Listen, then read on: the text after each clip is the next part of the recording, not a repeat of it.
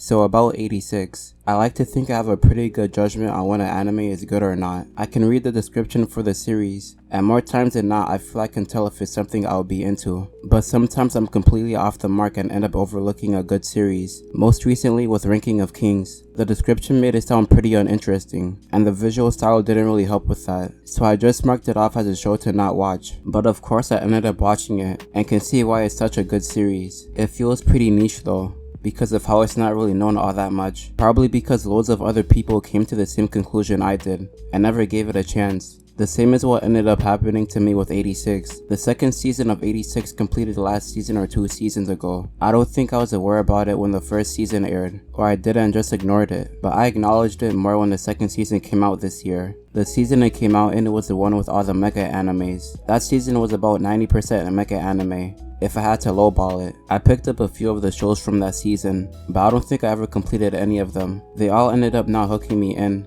and I was pretty bored by the second or third episode. I'm not really a mecha anime type of fan to begin with. There are mecha animes that I enjoy, like Gurren Lagann for example, but I like them more for the characters and setting, more than the fact that they fight in mechas. I saw 86, but I didn't want to watch it with all the mecha animes I was already watching. I just assumed it was more or less like the ones I was already watching, as well as the fact that it was the second season that was airing, and I didn't feel like making that type of commitment to it. But one day randomly, while I was on my YouTube recommended, the opening for the second season popped up. I decided to watch it out of boredom and see if it was any good, and to say the least, I was pretty impressed. For some openings on the first listen, you can tell just by the start of it that it's going to end up being something good. That's what I felt with the 86 opening, and it still ended up exceeding my expectations. After that, I was convinced that 86 must be at least a somewhat decent series. It was very clear that a lot more effort was being put into 86 than those other mecha animes that I was watching. So I decided to put 86 on my laundry list of animes I wanted to watch, and watch it once I had finished whatever I was watching at the time. The only other series that made me want to watch it just off of opening alone was One Piece. I saw opening 20 of One Piece in my recommended, and decided to listen to it, just like I did with the 86 opening. And that same day was when I ended up starting One Piece. But now here we are.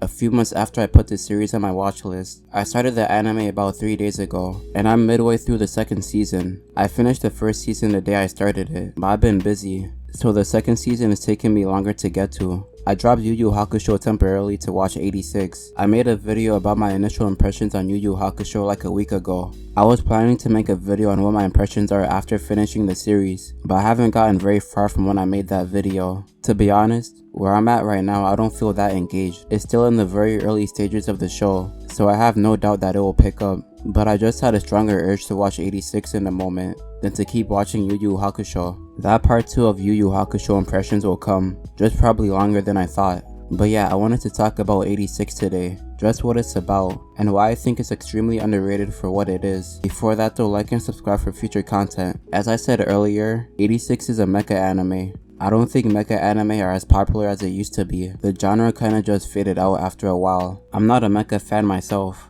but trust me when I say that if you're gonna watch any mecha animes, this definitely should be one of your top picks. It was the first anime I seen where I was able to make the mecha aspect of the anime interesting. All the other mecha animes I like, which is only a handful, are shows I enjoy for other reasons besides it being mecha. If anything, I don't really care about the mecha parts of those shows. If they manage to substitute the mecha part for some other fighting medium, I would like those shows just the same as I do now. But 86 actually incorporates the mecha part of it into the story itself. A basic summary of the 86 story is this. In the world the series is set in, there's a huge war going on. There's the Republic, which is the side our main cast is on, versus Giad, which is a neighboring country. Both countries use warfare tactics that result in 0 casualties, well at least on paper for the Republic side. The Republic is made up of 85 districts within its borders. They live in a utopia basically. They are actively in a war, but it never affects people's day-to-day lives. People just continue on doing their regular routines. Even the military doesn't do anything. The military just parties all day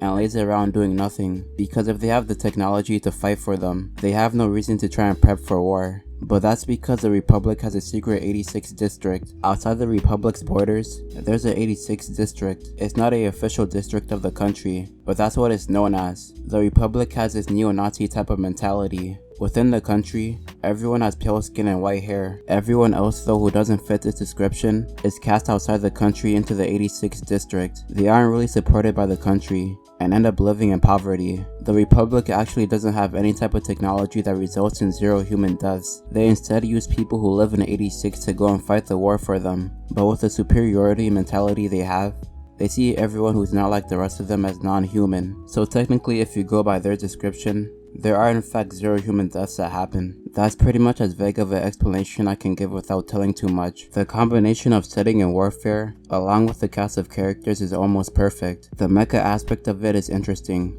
with all the focus on warfare, and the large cast of characters being interesting only amplifies it. That is more or less all I had to say though. If you enjoyed, like and subscribe for future content. Peace.